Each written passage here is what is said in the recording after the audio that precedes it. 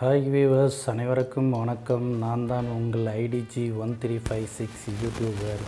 So இந்த வீடியோவில் நம்ம இன்றைக்கி எதை பற்றி விரிவாக பார்க்க போகிறோம் பார்த்தீங்கன்னா, வாங்க வீடியோக்குள்ளே போகிறோம். பார்த்தீங்கன்னா இப்போ பிக் பாஸ் 9 சீசன் வந்து ஸ்டார்ட் பண்ணியிருக்காங்க. பிக் பாஸ் ஃபஸ்ட் டே ரிவ்யூவில் நான் சொல்லியிருந்தேன், கலையரசன் வந்து மருமக்களை மற்றும் பார்த்தீங்கன்னாக்கா பில்லி சோனி அதெல்லாம் ஏவி விடுறதெல்லாம் வந்து கற்றுருக்காருன்னு சொல்லியிருந்தேன்.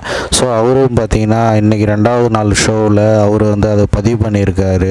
நான் வீட்டில் இருக்க பிக் பாஸ் ஹவுஸில் இருக்கிறவங்கள எல்லாரையும் மயக்க போகிறேன் அப்படின்னு சொன்னதுனால அவர் 2 ஹவுஸ்மேட்ஸ் எல்லாமே டிஸ்டன்ஸ் கீப்பர் பண்ணி இப்போ யோசிக்கிற அளவுக்கு ரொம்ப திங்க் பண்ணுற அளவுக்கு ஆகிட்டாங்க. ஏன்னு பார்த்தீங்கன்னா அவர் வந்து இந்த வாரம் நாமினேஷன்லேருந்து அவரை வந்து யாரும் எதுவும் சொல்ல மாட்டாங்கன்னு சொல்லிட்டு அவர் இப்படி சொல்லியிருக்காருன்னு சொல்லிட்டு எனக்கு தெரிய வருது. ஸோ இது வந்து பெரிய அட்வான்டேஜாக அவருக்கு மாறிடுச்சு. அடுத்ததாக பார்த்தீங்கன்னா பிக் பாஸ் ஹவுஸில் இருக்கிறவங்களாம் குடிக்கிற தண்ணீர் வந்து ரொம்ப கஷ்டமான டாஸ்க்லாம் கொடுத்ததுனால ரொம்ப அவஸ்தைப்பட்டுட்டு இருந்தாங்க. அதனால் பிக் பாஸ் என்ன பண்ண மனசு வச்சு அவங்களுக்கு எல்லாரும் குடிக்கிறதுக்கு தண்ணி வந்து அளவில்லாமல் கொடுத்தாரு. ஸோ அதை வந்து சூப்பர் டீலக்ஸ் ஹவுஸில் இருக்கிறவங்களாம் என்ன பண்ணிட்டாங்கன்னா சமைக்கிறப்ப தெரியாமல் குடி தண்ணீரை ஊற்றி சமைச்சிட்டாங்க. இன்னொருத்தவங்க பார்த்திங்கன்னா பாத்ரூமுக்கு எடுத்துகிட்டு போயிட்டு தண்ணியை வந்து குளிச்சிருக்காங்க. இன்னொருத்தவங்க பார்த்திங்கனாக்கா வந்து தண்ணியில் வந்து முகம் கழுவிருக்காங்க. ஸோ அதனால் பிக் பாஸ் கோபம் அடைஞ்சிட்டு என்ன பண்ணிட்டாருனாக்கா அவங்களுக்கு வந்து நீங்கள் விதிமீறல் பண்ணியிருக்கீங்க, உங்களுக்கு வந்து தண்டனை உண்டுன்னு சொல்லியிருக்காரு. பிக் பாஸ் ஹவுஸில் கனி சமைக்கும் போது என்ன பண்ணிட்டாங்கன்னா ஞாபகம் இல்லாமல் குடிக்கிற தண்ணியை ஊற்றி சாதம் வந்துருக்குதா என்னன்னு சொல்லிட்டு பார்த்துட்டாங்க. ஸோ அதனால் வந்து பிக் பாஸ் கோபம் அடைஞ்சு கேஸ் ஆஃப் பண்ணிட்டாரு.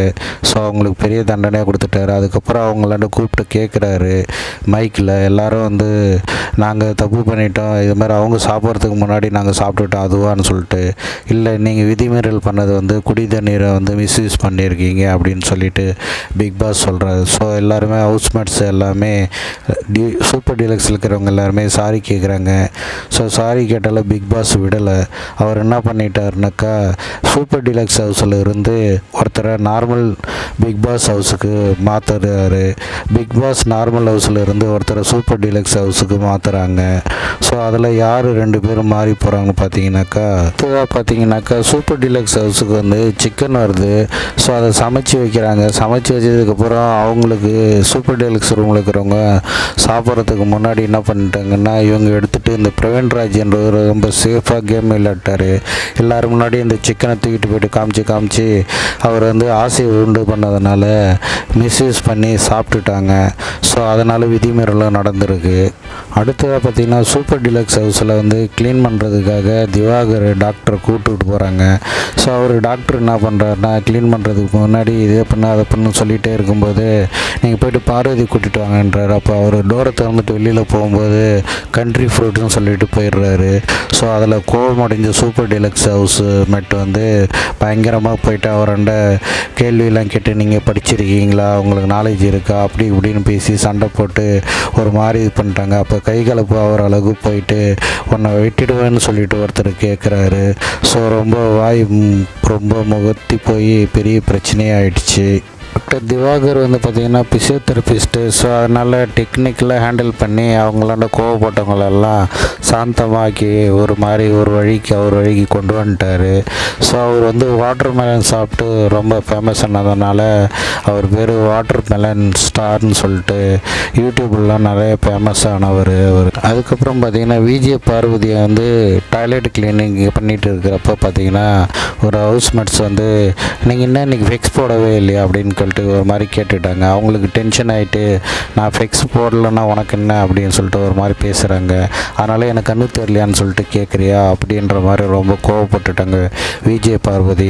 இல்லைக்கா, நான் அதுக்காக சொல்லலை, அப்படி இப்படி சொல்லணும், நீ எப்படி என்ன கேட்கலாம் அப்படின்னு சொல்லிட்டு ரொம்ப சுவாரஸ்யமாக அவங்க பார்த்திங்கன்னா ரொம்ப சண்டை போடுற அளவுக்கு வந்தாங்க. அதுக்குள்ளே பார்த்திங்கனாக்கா நான் லென்ஸ் வச்சிட்ருக்கேன், உனக்கு தெரியுமா, நான் கண்ணாடி தான் போடணும், உனக்கு அவசியம் கிடையாது, உனக்கு என்ன வேலை நீ சொல்லியிருக்காங்களோ அதை நான் செய்யலைன்னா கேளு அப்படின்னு சொல்லிட்டு சூப்பர் டீலக்ஸ் ஹவுஸ்மேட்டாண்ட ரொம்ப சுவாரஸ்யமாக அவங்க வந்து சண்டையை ஸ்டார்ட் பண்ணாங்க. அது அமைதியாகிடுச்சு. இதுதான் பார்த்திங்கன்னா ஒரு புதுசாக ஒரு லவ்வர்ஸ் வந்து ஜோடிங்க க்ரியேட் ஆகிட்டுருக்காங்க உள்ளார.